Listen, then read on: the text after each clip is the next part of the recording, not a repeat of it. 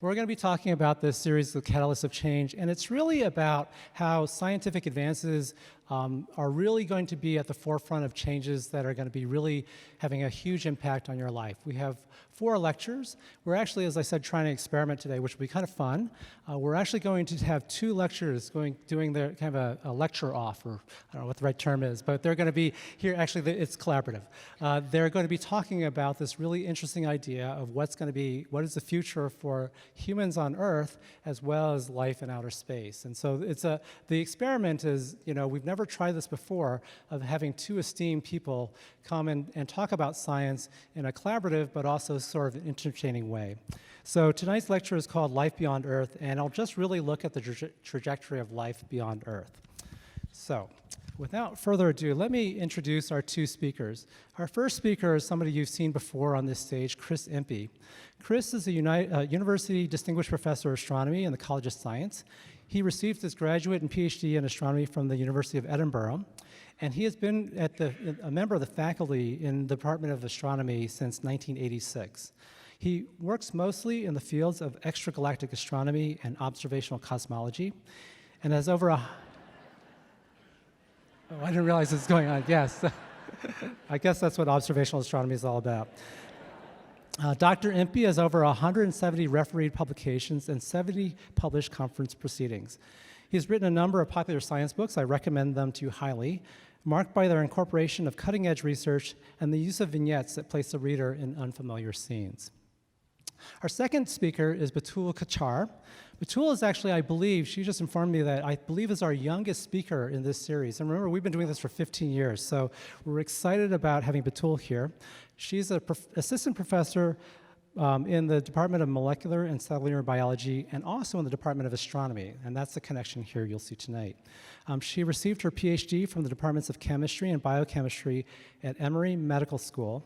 And this is where I get confused being a physicist. She's studying the structure-function relationship of monoamine oxidases, which I Googled, which has something to do with the control of oxidation of drugs. She'll probably explain that better than I. She was a NASA postdoctoral fellow of the NASA Astrobiology Institute and a research group leader at Harvard University Department of Organismic and Evolutionary Biology before coming to the University of Arizona in 2017. So please give a warm welcome to our 2 speakers tonight.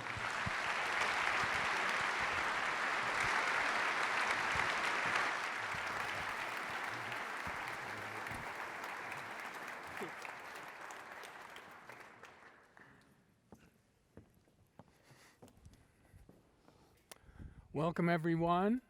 Am I live? We need a mic? Can you hear me now? Okay. So welcome, everyone, to the warm embrace of science on this cold evening. Betül and I are going to give you 2 different takes on life beyond Earth. And between us, we're going to address a couple of pressing questions. One, will we ever leave this planet? And why and how? And second, what are the prospects of life beyond the Earth? What else is out there as we venture for the first time beyond this planet? The theme of this series is Catalyst of Change, and we're really talking about rapid, almost unpredictable change.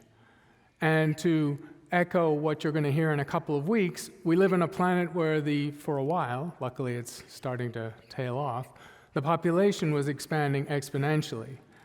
And as you'll hear in a couple of weeks, the combination of that exponential growth compounded by our exponentially increasing footprint on the planet in industrialized nations is leading us into some tricky terrain.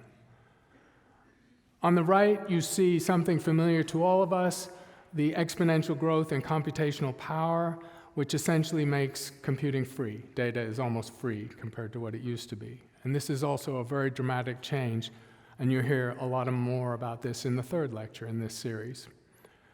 Now, there's a hazard associated with the left and opportunity on the right, and it's good to keep in perspective in the middle the fact that the world has grown, and as the power of the world has grown, it's got some good consequences. In the last 50 years, 1.5 billion people have been raised above the poverty level due to a combination of medical technology and agricultural technology. So there's some good stories here, but there's also some hazard up ahead. So we'll keep our eyes on these exponentials. Meanwhile, out in space, astronomers have their own exponential, and it stems from the first discovery of a planet beyond our solar system, just in 1995. And you can see that through the last decade, primarily due to the work of one modest-sized satellite with a mirror about this big, the Kepler satellite from NASA, astronomers have found ever-increasing numbers of extrasolar planets, planets beyond our solar system. And the number is now over 4,000. Again, before 1995, 0 were known. This is a brand new field of science.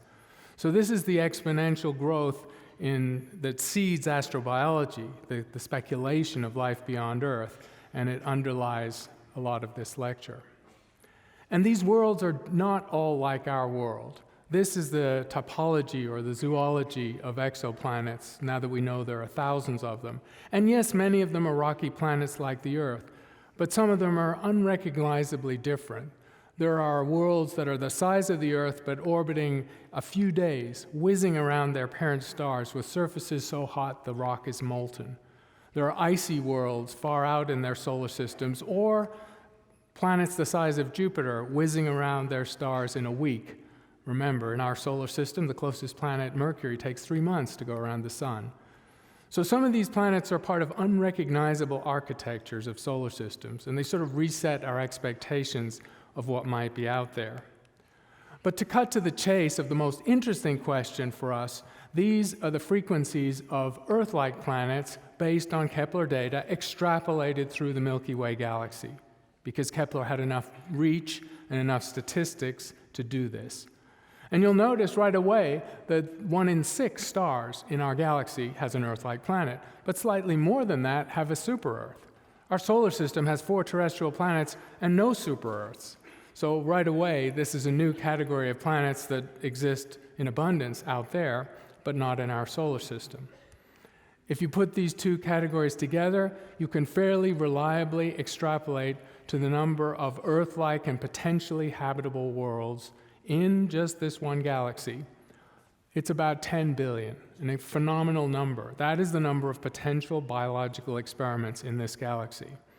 And since I'm a cosmologist, I'll remind you that in the universe where our Milky Way is typical, there are several 100 billion galaxies. So if you want to know about the number of potential biology experiments in the universe, multiply 10 billion by 100 or a few hundred billion. It's a pretty amazing number. So what's the next stage in this research? Now that we have very high body counts of exoplanets, it's kind of old hat to find an Earth-like planet. There were graduate students in our department 10 years ago that could get a front-page headline out of an Earth-like planet. Not so much now. They're released in droves, in batches. The next stage of the game is the very difficult experiment of sniffing the atmosphere of one of these Earth-like planets. That is the reflected light of something that's 1 billion times fainter than the star that sits very close to it on the sky, and trying to see in the spectrum of that atmosphere whether you see biomarkers or biosignatures. That is to say, indicators that a metabolism or biology, microbial, exists on that planet. This is an experiment that we're at the epicenter of. Research groups at Steward Observatory and our Giant Magellan Telescope, which we're a partner of for Chile, currently being constructed, will have the capability to make this kind of spectrum for more than a dozen Earth-like planets. This is a very competitive field.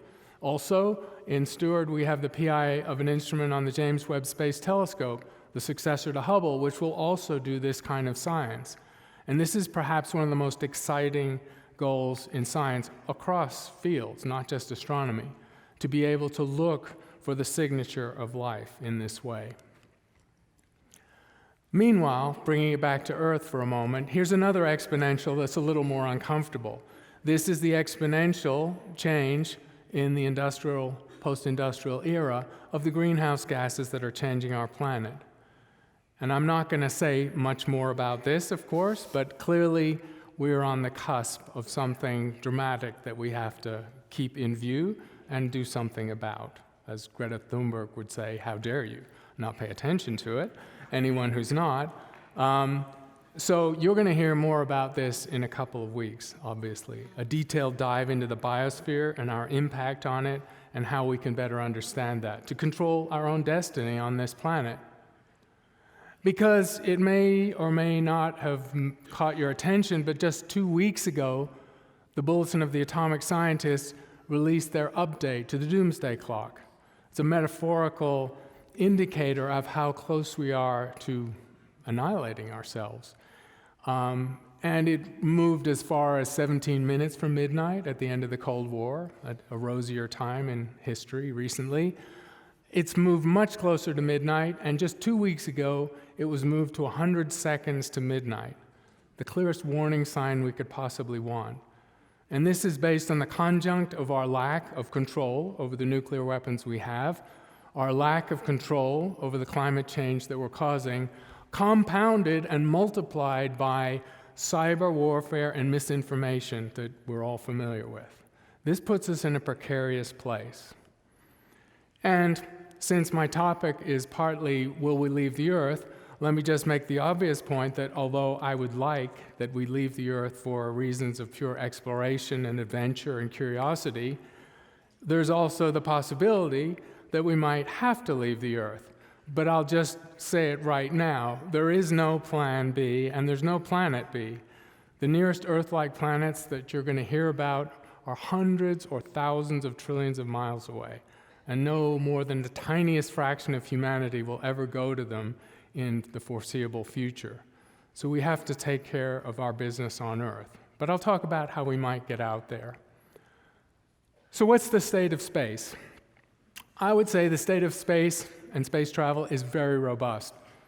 State of the Union? Not so sure about that. It's a young activity. Space travel, for most of its history, has been the domain of two superpowers duking it out, a geopolitical pissing contest, if you like. So that's a very strange historical predicate for this activity that could have been noble, could have been about pure exploration, and is still in some part. It's worth remembering that just under 600 people have ever experienced zero gravity in Earth orbit. It's not even that far, to get it in perspective. Earth orbit is about a half an hour's drive straight up, that's all. It's pretty hard to do, but that's not that far. And just a dozen people, all as it happens, white men from the Midwest, strange selection effect there, have stood on another world, the moon. And it's almost half a century since we were there. Most Americans were not alive when that happened. It's the dimmest of cultural memories to them from grainy black and white TV footage. So looking at this, it would be easy to think we're in the doldrums. We're not going anywhere in space. But I think we have to take the long view and remember this is a new human activity. It's young. Also, we shouldn't be too hard on NASA. This is NASA's budget over that time frame. And the budget that NASA had when we went to the moon was a pure anomaly, 10 times higher and unsustainably high. And it ran and collided with the Vietnam War, which meant the last 3 moon missions were canceled. More dispiriting to planetary scientists and astronomers is the decline in NASA's budget in real terms by a factor of 2 in the last 20 years. So it's unrealistic to expect NASA to do bold, visionary, magnificent things when they're locked into the predicate of an election cycle and a diminishing budget. Interestingly, on the other side of the world, things are different. The Chinese space program is very robust. The tick marks show the accelerating rate of their manned and woman launches. They're called taikonauts, the Chinese astronauts. The Chinese are planning a space station, a moon base, and a Mars base. And where their space program, twinned with the military-industrial complex, so it's pretty secretive, has been growing at the rate of their economy for decades, they can do some pretty impressive things. And so we're witnessing a new superpower rivalry in space. But the thing that's interesting, and the thing I want to focus on, is of course what's happening in the private sector. From beginnings that it will be hard to project into the future, less than a dozen space tourists have paid of order $10 million each to go up in the Soyuz launch vehicle and spend some time on the space station. It doesn't really seem representative of some larger activity. More interesting and indicative was the X Prize, a suborbital competition modeled on the Lindbergh Prize, which essentially kicked off civil aviation in the 1930s. And that X Prize really fueled the intense commercial activity that has led to advances in the private space program. And we know many of these players. There's the publicity-seeking Sir Richard Branson and his Virgin Galactic company. And even though there are obstacles, they're riding through the obstacles. The prototype for Spaceship Two crashed a couple of years ago with the death of a co-pilot, the near death of a pilot. Now, Branson's accepted $30 million in deposits from essentially an A-list of celebrities who wanted to go on this zero-gravity joyride for 7 minutes, because that's really all it is. He offered all of them their money back, their deposits back, no questions asked, after that catastrophe with fatality. And almost nobody took the money, or nobody took the refund, because even the average civilian signing up for this, they know it's dangerous. They're willing to take the chance. It's an adventure. Meanwhile, we have people like Jeff Bezos, the founder of Amazon, and his Blue Origin company, a little more secretive. We don't always know their plans. They have a launch vehicle that can take people into orbit, and they're preparing a moon lander. Elon Musk, founder of SpaceX, just several years ago took a huge step in the future of space travel by showing that he can reuse his rockets by landing them on a platform in the Gulf. And that is as hard as it looks. That is rocket science, and that is a game changer, because in the history of rocketry up to that point, the rockets were disposed. It was very expensive. And that was Falcon 9. Musk has rockets planned that will eclipse even the mighty Saturn V and take astronauts, he hopes, to the moon and Mars. In SpaceX documentation, his SpaceX Starship is called the BFR, and I'll leave you to guess what the acronym means. It's dangerous. People will die. Spaceship Two, people already have died. But again, the risk is understood, and this is what happens. The graph shows a decline of 2 orders of magnitude in the fatality rate in civil aviation in its first 50 years, just due to innovation and safety technological breakthroughs. And the same thing will happen in the private space program. So even if it seems somewhat dangerous now, it's going to get safer. And even if it seems incredibly expensive now, it's going to get cheaper. This is reliable. There are hazards associated with going into space, and not all of them are easy to anticipate.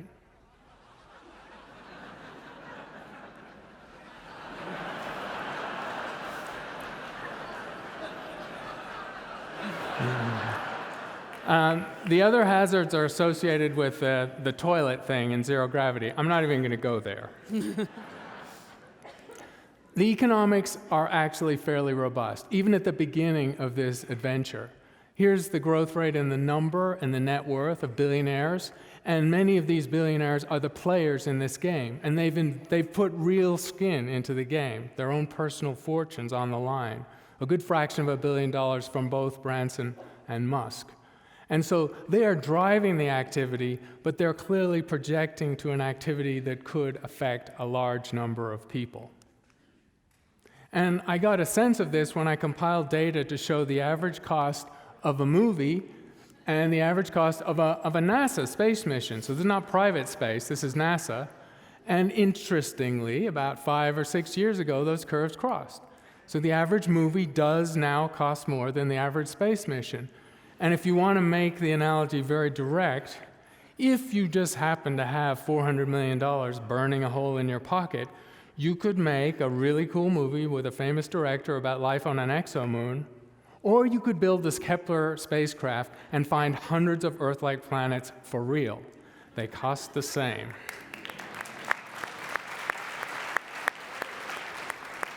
So is your next vacation going to be somewhere in the solar system? Well, maybe not your next vacation, maybe your next but 2 or 3 or 4, but I think it's going to happen.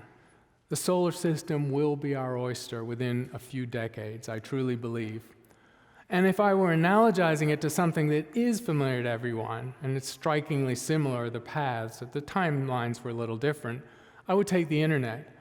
The internet had a pioneering phase And the visionary behind this is almost unrecognizable. J.R. Licklider wrote a white paper for the RAND Corporation in 1960, which at a time when computers would have filled this stage and up 2 stories, he envisaged the wireless internet, data in the cloud, handheld devices like we have now. He did that in 1960. It was incubated by the military-industrial complex, and so the first people with email in the 1970s were people in research institutes and military installations. Civilians didn't have it.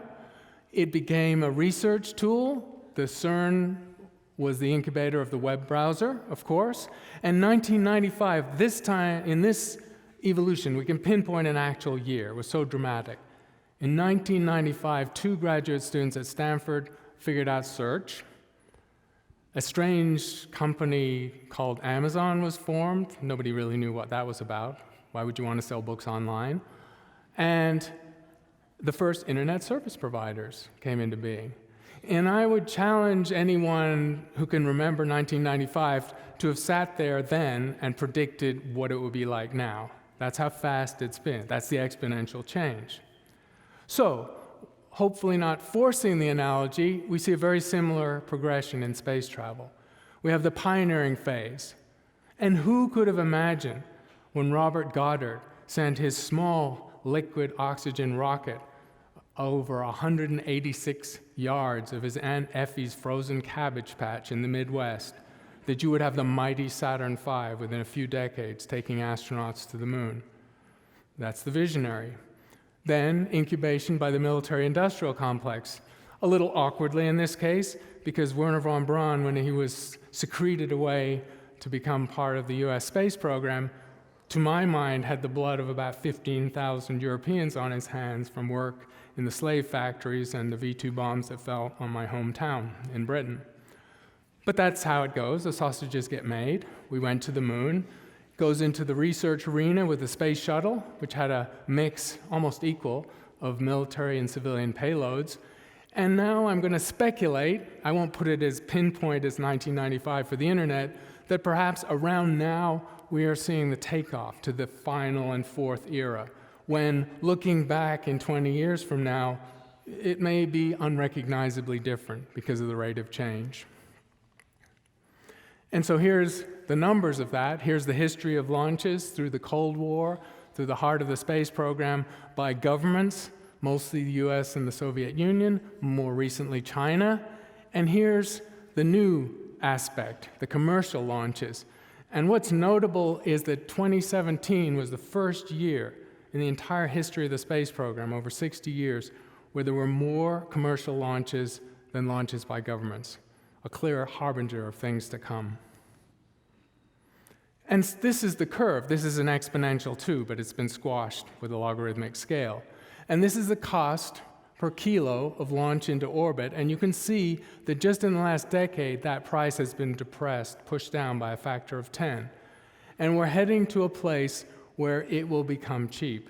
So in maybe just 10 years from now, the cost will be such that, and so I'll ask it as a question. I can see your hands if you put them up. So I'm going to ask all of you, if going into Earth orbit and having a few days at the space station or at a space hotel, they already exist, cost about the same as a high-end holiday and was as safe as driving a car, how many people would do it? Okay. And I think it will be. Notice that I said as safe as driving a car, because we know that driving a car is about 20 times more dangerous than flying. I think space travel will be safer than flying, and maybe a little more dangerous than driving a car. And at the point where we get a space elevator, which is the Indian rope trick of a cable flung into space such that the centrifugal force of the Earth is balanced by the weight of the cable, and you have enough tensile strength in the material that it doesn't break, it's free. You don't need rockets, you don't need fuel. You just use solar-powered elevators to go up and down into Earth orbit, and then you can go anywhere. And that is within sight, maybe a few decades from now. Well, I'm extrapolating a few decades, but I want to, again, draw back and take the big picture here, because this is a long activity. Humans have been around for a while. So I want to ask you to think about the analogy. It's only a few tens of thousands of years from the tool that let us hunt and sustain our population on the primal Earth. It's only a few tens of thousands of years from that to the iPhone. And I want you to imagine what 10,000 or 30,000 years more from the iPhone is. What will that even look like? How would we even understand that? How could we predict that? The future is deliciously hard to predict. And moving more into Betül's arena of biology, the Earth has been alive for 4 billion years. Most of that time, microscopic, invisible to the naked eye. And so, in the few billion years that it took to go from microbes to us, we must acknowledge that there are Earths out there that have had a head start on this Earth, warmed by their sun-like star, that's 3, 4, 5 billion years more than our history. So what would it be like to play forward evolution from our state for another few billion years? Very hard to imagine. But we should imagine it, because out there in the universe, it's undoubtedly happened. This echoes the topic of the third lecture, the exponential rate of change in computation. But I'm aligning it with another thing, which is the capability of that computation to exist in a sensing package that can understand its environment, a robot, essentially, a robotic organism. And you can see the incredible trajectory of a century of computing on a logarithmic scale. And you look across and you see that the best robot aligned with a computer is something like a guppy or a lizard, and that's about right. The best autonomous robot is not that impressive. It's like a lower order reptile or mammal. But if you project, then we're only a few decades away from humanoid intelligence in a robotic package, artificial intelligence. And I think what's more striking, since we're here to talk about biology as well, is that progression in 100 years has done what biology on the Earth took 3 billion years to do. That's the acceleration of technology. It's just phenomenal. And there are projects out there to try and get us to the stars. The Breakthrough Starshot project will use powerful lasers. These are all technologies that exist. Banks of powerful lasers, tiny spacecraft attached to solar sails, maybe a meter across, made of gossamer-thin material like mylar, only even lighter. And that radiation will propel them and accelerate them to a few percent of the speed of light, maybe 5% of the speed of light. And in this instance, go to the nearest star system, where there's a good shot of Earth-like planets. And so this is an actual project under development to send, in 2 generations, remote sensing probes to see what there is on, hopefully, Earth-like planets around the nearest star. Very exciting.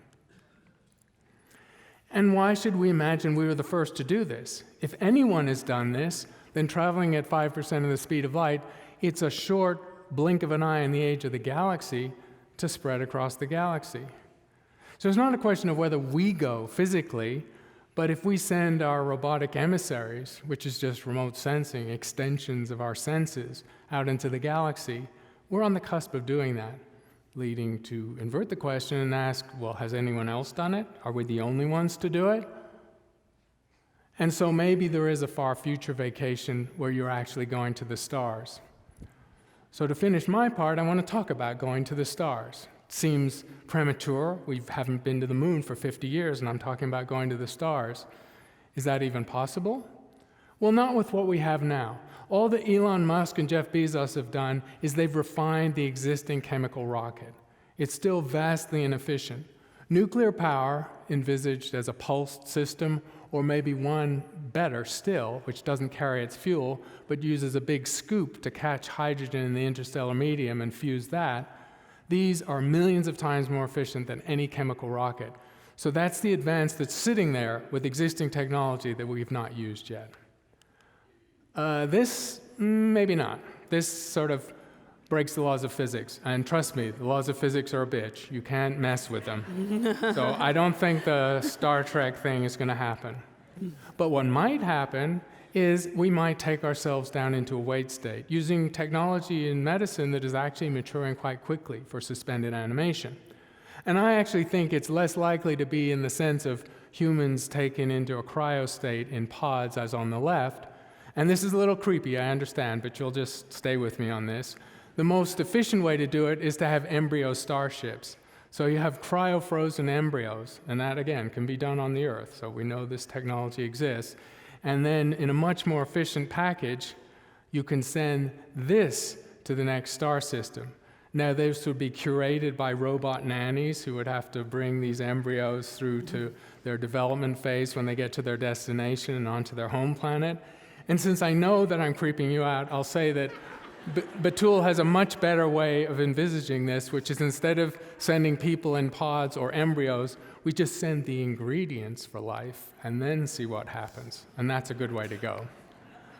So we have this system, this fabulous system, which I will use as the icon of exoplanets. It's the Trappist One System, and it has 7 terrestrial planets, 3 of which are Earth-like in their habitable zones. And to set up the transition from near Earth, me, to Betül, imagining her on Trappist 1, let me give you a little scale model. So if I'm sitting here illuminated by the sun, that spotlight overhead, on that scale, the furthest that most humans have been, the 600 in Earth orbit, is literally hair's width. It's tiny, tiny scale. That trip to the moon that a dozen people did, it's this. The solar system is on the scale you're sitting in. Jupiter would be about halfway back through Centennial Hall. The solar system would fit pretty much within the U of A campus. And if I imagine my compatriot Betül is at Trappist 1, illuminated by her not quite sun-like star, it's actually a dwarf star, then that distance to that fabulous system where we might find Earths and biology is 20,000 miles away. That's how far we have to go before we sleep. And so let me hand over to Betül for the second part of the talk.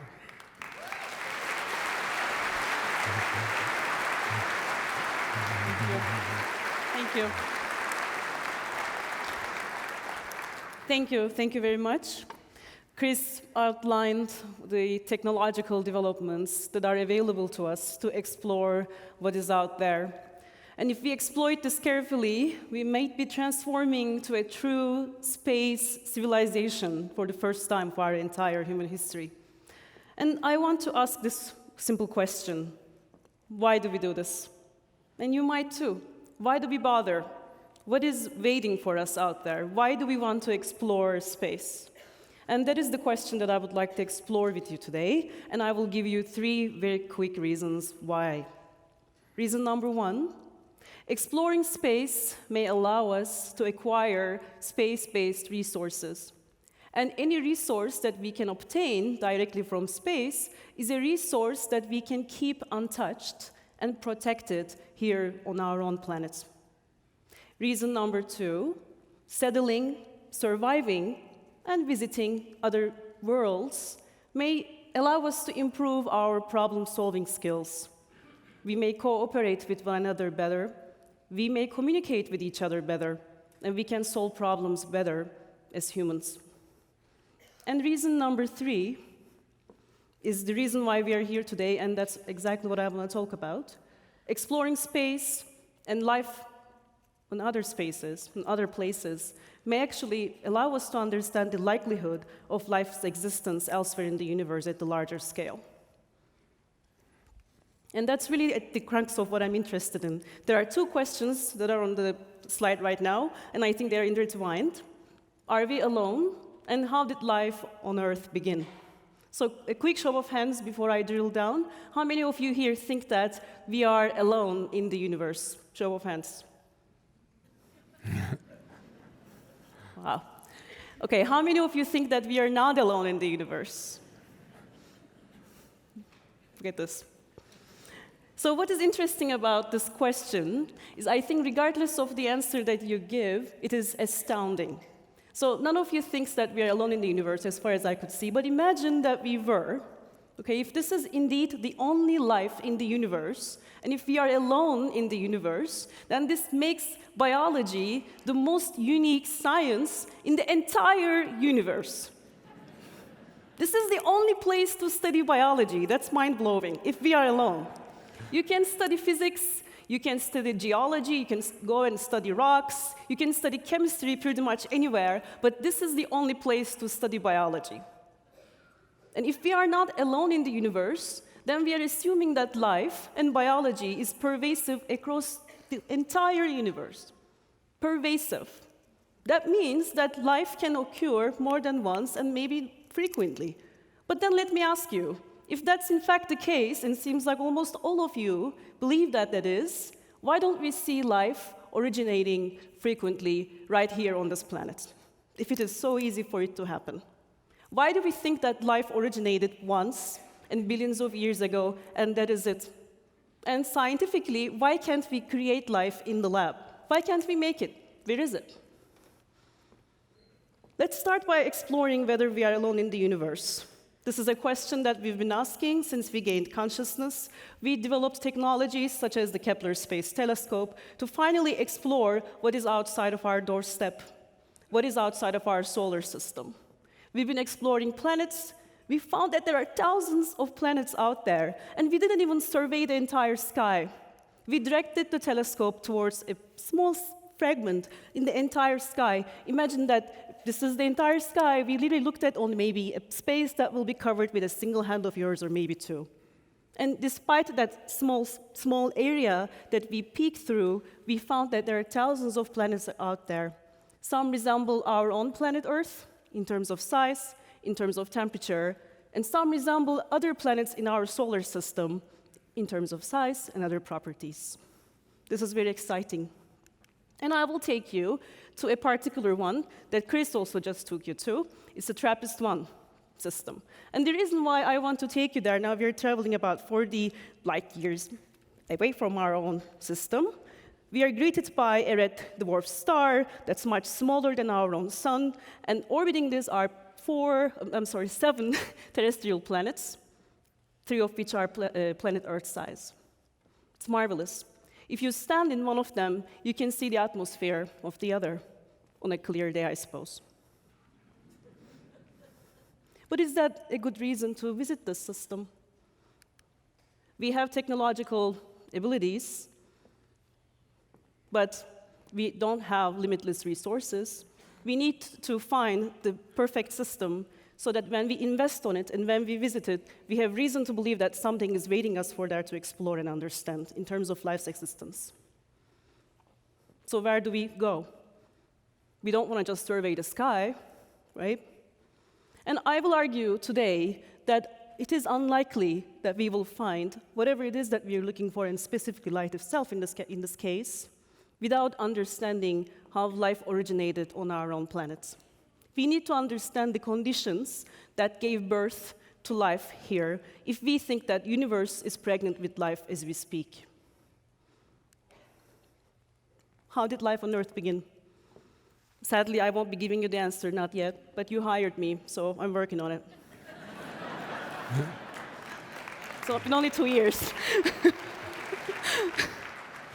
Going back to ancient Greece, Aristotle, I think he explored life's origins, I think, in more than one way, but what I want to highlight today is the concept of wider principle, a thing that embodies the natural body, the whole potential of life.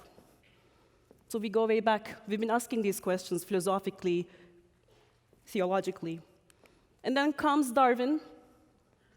Not only he asks the question of life itself, of what life is, he develops ways for us to understand and study the complexity of life and how complexity of life changes over time. And he, in fact, writes about life's origin only once, where he talks about a warm pond, a goo, that life may have originated in. And that's the only line I could find of all the readings that I made from Darwin, where he talks about the origins of life. I guess one revolutionary idea at a time. And then comes, we are traveling way back in the future now. We have studies that are done by Franklin and her colleagues, studying the molecules such as DNA of life. So now we are moving forward from describing what we see around us to drilling down and taking pictures of what makes life possible at the molecular level. We now understand DNA. We know that it's inherited. It is shared across all terrestrial life, that as we know. And since then, we've been exploring what is inside the cell in so many different ways. We can study the molecules, the micromolecules, the proteins, the enzymes, the DNA, RNA, and how they move in time. We can take their pictures. We can record them in action. But relevant for origin of life studies, we did not stop just by looking at what is inside the cell. We moved forward and asked, can we create the molecules that make up life without life itself? Can we create the molecules that make up biology without biology? And this is what Stanley, Murray, and Urey asked in their infamous experiment, where they simulated and generated an early Earth condition in terms of lightning and hot temperature, and generated amino acids in a flask. A variety of different amino acids that we still study today. So great. Not only we can understand life, describe it, and study its properties, we can also drill down and study life at the subcellular level, but we don't only stop there. We also make these subcellular components in the lab without life itself. But does that make life? Does generating amino acid make life? Do generating RNA, DNA molecules make life? No, it doesn't. The question still remains, how can groups of molecules exhibit life-like behaviors? We want to move forward from making amino acids in the lab. We can do it all day. That's not life. Do you see a fish crawling out of a flask? No, sorry. So let's travel back to the origins. And I'm taking you all the way back, right? We're going all the way back to the formation of Earth. That's about 4.5 billions of years into the past. Okay? We have a stable atmosphere fairly rapidly. Within the first 100 million years, we see that happening. And then we have the Hadean Earth, that is from Greek, hellish, as you saw, where Captain Picard visited. That was not very habitable. That's really what we think Hadean Earth looked like, how we think it looked like. And this is a planet, our own planet, that is packed with abiotic chemicals. Abiotic chemicals are still around us, but we also have life. I mean, look around you. But back then, it is only abiotic chemicals. And this is exactly when a miracle occurs. Around 3.8 billions of years ago, we have the occurrence of the first cell. So somewhere between 4.2 billions of years to 3.8, life emerges. This is where the miracle happens. And that's what we want to understand. How did a pool of abiotic chemicals transition into a life-like behavior or behavior-exhibiting group of chemicals? And then how did life emerge from this? And this is what life does. We've been studying this for a long time. And this is not even the whole picture. And this is a big screen. And I did my best to fit as much information as I can. This is the highest, this is what they allowed me. This is it. And you're looking at inside of you. This is happening in human systems. A small segment of human metabolism. All these arrows are representing the pathways, ins and outs. There's a lot of chemistry going on here. This is happening inside of you. So we can study life. No problem there. And we went a little step further from that, from studying life to defining it. What is it that we are trying to find? So over a little decade ago, a group of NASA scientists, they get together and they wanted to understand whether they can even define what life is. And I'm imagining a week-long, the minimum debate about this, and they came up with a final definition. Life is a self-sustaining chemical system capable of undergoing Darwinian evolution. And what is really inspiring me in this quote is that I can see Aristotle in there. That's the question, right? I can see Darwin in there, natural selection, Darwinian evolution. I see Rosalind Franklin in there. We're looking for inheritance, self-sustainability. I see Miller and Urey in there. So all these centuries of questions that we've been asking finally led us to defining life in one sentence.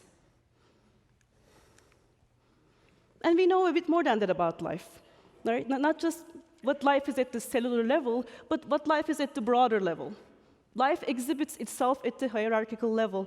We're going from molecules, that you can imagine is at the bottom. There's an undeniable increase of complexity as we go up, from molecules to cell groups that then form organisms, populations, communities, ecosystems, and then finally biosphere.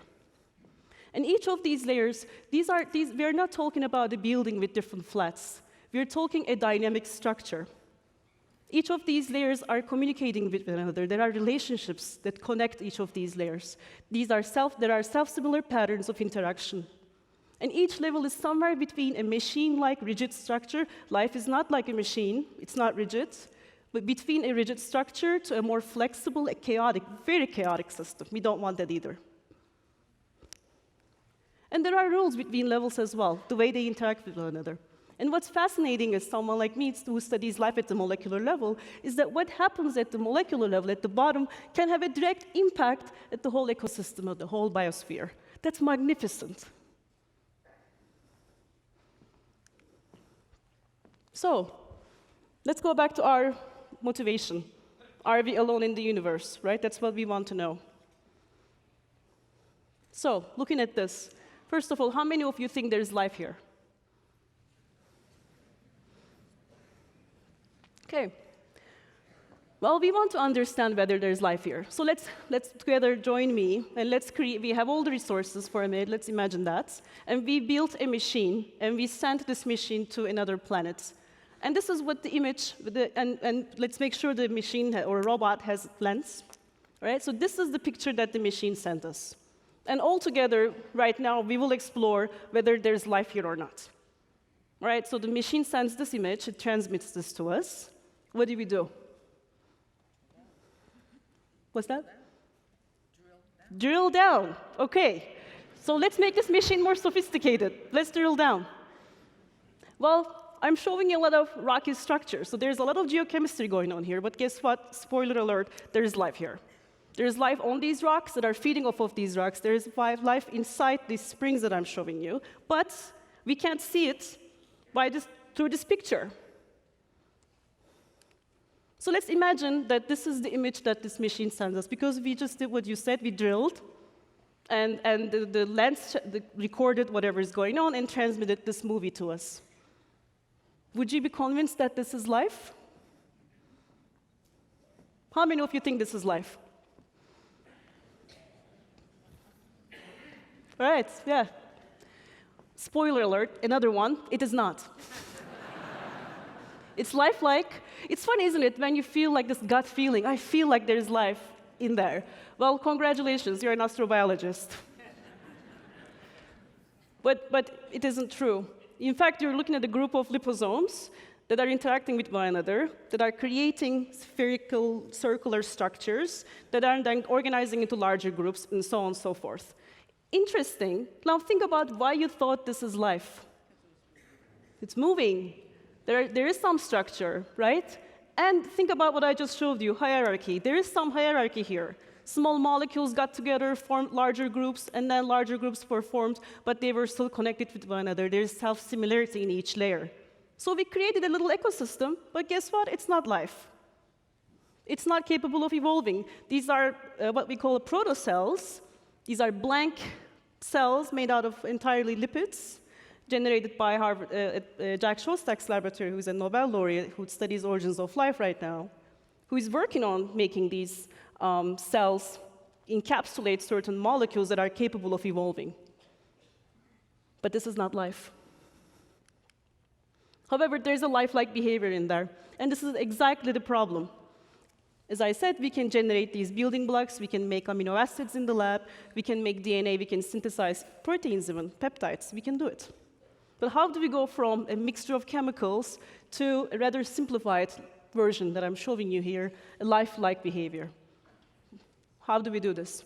And interestingly, based on my reading, it seems like, at least in the literature, once we generated these amino acids in the lab, like through Miller-Urey experiments, people thought that this will be rather straightforward. How difficult will it be from going a mixture of chemicals to a chemicals that form some sort of a network that then behaves like a biological network? How hard can this be? Turns out harder than we thought. Makes it interesting, right? The question, if we drill down then, can a chemical system even exhibit a lifelike behavior? What am I even talking about when I say a chemical system behaving like life? Right? And do the chemical systems that led up to living systems show similar organizational attributes? So let's look into this. I will show you first a rather detailed version of what I've previously shown you about the hierarchy of life. We are looking at simpler, the least complex forms, energy inputs through subcellular micromolecules to cells, and then we go all the way to the biosphere level. In this case, I'm showing you populations and biogeochemical cycles. Each of these arrows represent some sort of interaction or rules that are taking place in each layer, and also how that layer is connected to the layer below it. And what is interesting is that the layer beneath the top layer is required for the top layer to be present. They build on one another. We did a survey of literature, and we did some experiments in collaboration with Tokyo Institute of Technology since I started here. And we came up with multiple reactions as outputs of our own experiments, and then we surveyed all the other chemical reactions that we could find as sensible in the literature. And what we are finding, and this is the recent article that we just submitted for peer review, is that chemical systems can in fact look like a biological system in terms of the hierarchical organization. Similar to life itself on the right, we're looking at energy inputs, primary radicals, and getting more and more complex as we move all the way to the top. From a simple radical chemical to a more complex chemical structure that are still able to interact with one another. But think about what NASA says, and I work for them. It needs to evolve. Does this evolve? No. But again, I think I have some time to make this happen. So what we are looking for is a chemical system that is able to evolve, not only respond to the environment, reproduce, sustain itself, get more complex in time, and do all of these abilities that life itself does. So, why do we want to do this? What is in it for humanity, aside from solving the biggest problem that we have? How did life begin?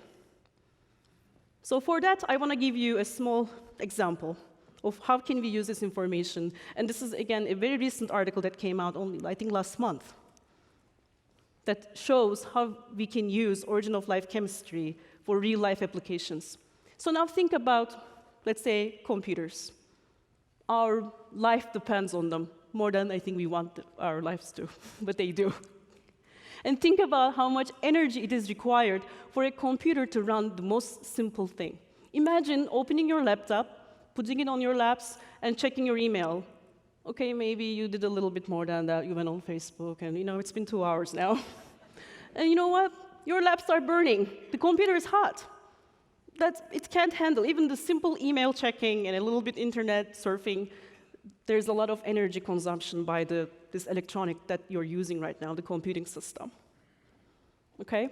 So we want to know whether we can extract information from biology to use as an alternative computation source. What I mean is that no chemical system, no computer that we have right now on Earth can do what a biological system can in terms of computation. We are, as living organisms, are far more advanced than any computer that we ever built.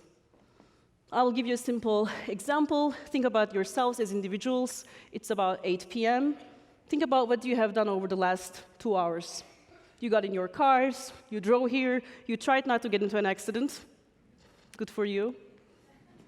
You climbed the stairs, you walked, you processed the information around you in terms of the weather. It's going to be cold tonight. And you came here, you listened to the music, you looked at all the room, and you listened to Chris talk, and then you're listening to me talk. You're processing the information that I'm providing you. Every word that I'm saying, you're computing it in your mind, trying to understand it. You're computing as I speak. And you're just one person. Now think about this whole entire room, and what are we capable of computing in just during the past hour or two. Now think about this whole campus, this town. Think about this country. Think about our entire population as humans, how powerful that is. Biology is a better computer than the computer.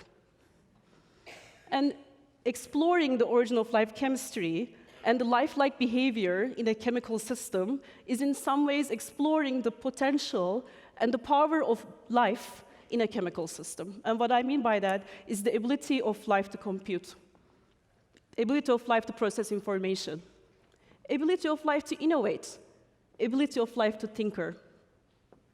We are looking for those properties in chemical systems. And engineers out there, like this study, are studying origin of life and figuring out the chemistry that enables or potentially may enable life, and using that to build computers that are made entirely out of chemicals. No electronics, nothing, it's chemistry.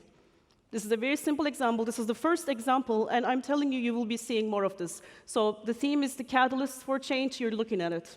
This is it, right? So we are able to use chemistry as computers. This is a very simple example. We're processing what's out there. It's a very simple environment that they generated, but it worked.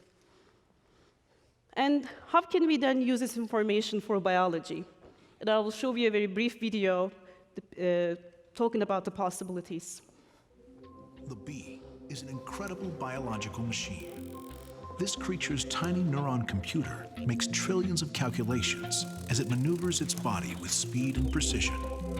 The bee colony is a self-maintaining, self-replicating system programmed to endlessly continue its task of survival.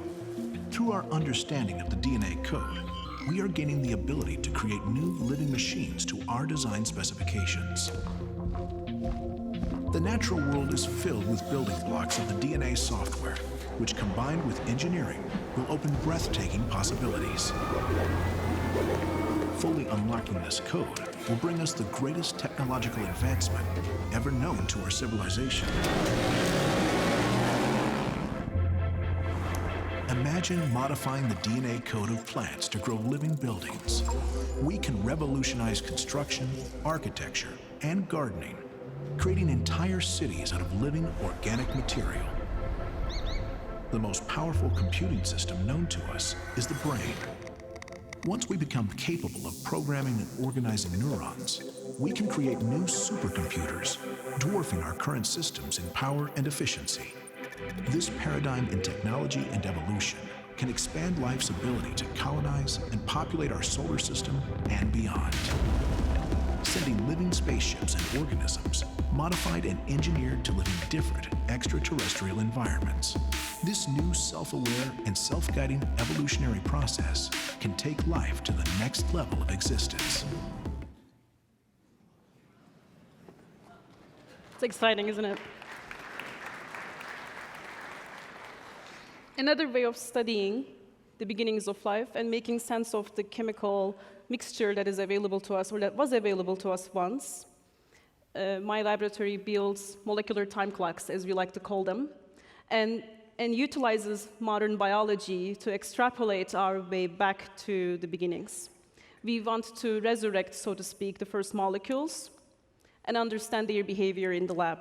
And we want to evolve these molecules, and we do, to study the repeatability that is involved in life's evolution for the specific molecules that we generate.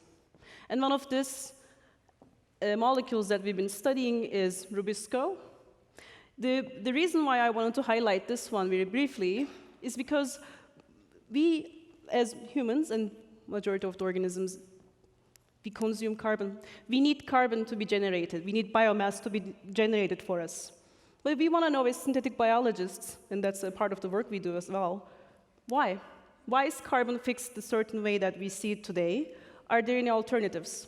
So instead of trying to engineer what is available to us today, we go back to the origins of these molecules using a variety of different methods, and then try to resurrect their versions that they were once, billions of years ago. We want to access to their own origin, so to speak, and explore their own chemical space to see if there are other possibilities. And the goal here isn't necessarily to look for rubiscos out there. I, in fact, do not expect rubisco to be waiting for me to find it on another exoplanet. Would be cool, but I don't think so. However, we want to understand how does a certain chemical mixture would give rise to certain micromolecules that profoundly impacted our own atmosphere and life on this own planet, on our own planet. So we use origins of life chemistry and what happened billions of years ago as a source to understand the possibilities. And I want to end up with an idea that I've been wanting to talk about. And I'm writing a mini paper about this, but I wanted to share with you. I'm in good company. So the thing that I've been thinking as a thought experiment is that what if we, instead of sending life somewhere else, and you may be familiar with the concept of panspermia, that suggests that life may have even been transferred to our own planet. Instead of sending life elsewhere and planting these seeds elsewhere, why don't we send chemicals that may evolve into life in response to the very specific condition of whatever the planet that we are sending these chemicals to? We will most likely find a lot of planets that have no life. That's also a very difficult question, right? We are not only looking for life's existence, but we are also looking for life's absence. We want to be sure when we send that machine elsewhere, tell me, yes or no, do you see life or not? We are a bit bossy, I guess. We want to know. So when the answer comes to us, what is it that we're looking for? We want to quantify life. And this may be one way, right? Sending chemicals through, and I will assume perhaps Amazon will start delivering packages to exoplanets at some point, through a delivery box to a planet of our choice, and then let that planet do its thing and co-evolve with whatever the chemical pools that we are sending that will flourish life that is specific to that planet. So we are not contaminating other planets with our own life. We are just sending chemicals. With that, I would like to say thank you. Thank you for this opportunity, and thank you for coming tonight.